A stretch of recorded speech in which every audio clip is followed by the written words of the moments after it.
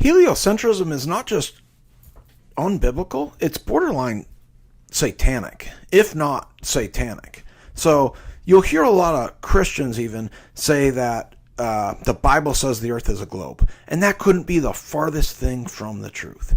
And they're just misinterpreting the Bible in order to fit their model. And they don't quite understand the Bible. There's one big theme of the Bible, and that's God's the creator. God's the creator, God's the creator, God's the creator, God's the creator. He's the creator of heaven and earth. He's the creator of everything. It's just, the God of the Bible is a sovereign God. He's a creator. We're recreators, and then we can create within his image, within his likeness. We can reproduce our seed, but we can't change that seed into another creation. And now that's the whole point of science, and that's the whole point of evolution, and that's the whole point of heliocentrism. Heliocentrism is we come from stardust, and then we can recreate stardust using the power of the cosmos, using this cell, recreating the cell and recreating matter, and just having a new Earth. There's multiple planets and there's multiple Earths. That's what they say. We can just get in a rocket ship and we can go to those other places. And there's absolutely no proof of this. There's absolutely just no proof of these celestial bodies being planets, of being places that would be able to have life. There's just no proof. Outside of CGI pictures, you just have lights in the sky. You have no fish to mammal. You have no mammal to primate, to higher primate, to intelligent being. And then on top of that, you have no proof that these celestial bodies are even spheres. You just don't have proof that they're spheres on top of everything else. And then you can't get there on top of everything else. You can't get there. And it takes all this sacrifice. It takes, first you have to assume that it is possible. And then you have to give your money for it to be possible. And then you have to trust the science. And it could be based on a lie. It seems like it's based on a lie. Now, what's crazy about that, and what drives me crazy about the Christians, why they don't understand this, is the only way that that is possible, if that were possible, it would take immense sacrifice in order for that to become true. So we don't know if that's true or not right away. It becomes a theory. So since 500 BC, people have been theorizing that that's true. They've been saying it's not a plane of existence, it's not a dream in a God's mind, it's a sun-centered existence, and by using the power of the creation, we can create a new creation. Now, that was always called paganism. It was always called star worship, and you need to use a mediator, but you also need to give your time and energy, you need to give a sacrifice to get that to happen. In today's age, we have to get a rocket ship to get us off the ground, into low Earth orbit, and then beyond. And that's what all these people are putting their hopes and dreams towards. So since I was either 72 or 76. I always get the dates mixed up when the last manned moon mission was. But since then, we've never put a human being back on the moon. There were only 6 missions that did it, allegedly, and then never again. And then they said they lost all the telemetry data and they lost all the technology to get us back on there. That's what they said. That's what NASA officials said. They said we can't get past the Van Allen radiation belts. Now, there's no people on this rocket ship. It's just going to go out, it's going to go around the moon, it's going to orbit the moon and come back and apparently give us these new images of the moon. That's going to be fun to see because you're going to see some CGI at work. As you've been seeing, if you've been following this mission, you've been seeing some CGI at work.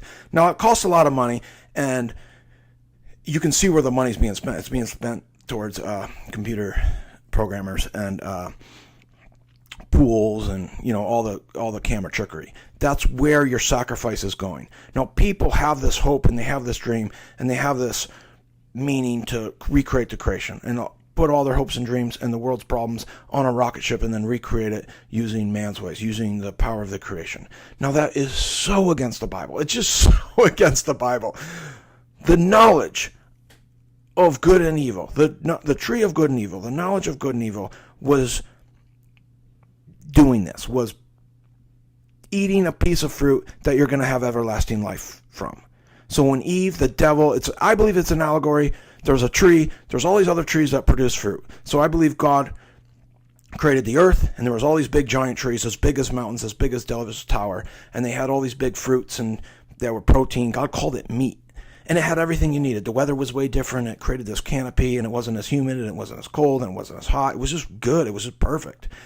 And then allegorically, they tried to become God. They tried to cut the trees down. They tried to clone the gene, to make artificial food, to make things using the creation to then have a new creation so it comes from you. So it comes from your being. So it comes from you and not God. God says it comes from me, and then just reflect it back to me, and then let me know I exist. And then you have this emotional experience with God, the creator, and then with each other, you just recreate his creation. But then you got to mirror back to God. Now that's what the Bible says through and through. And then he is the mediator. Jesus is the way you get back to God because we are turned off from God. Now that's what the Bible says through and through and through and through. And the creation story and the fall of man and the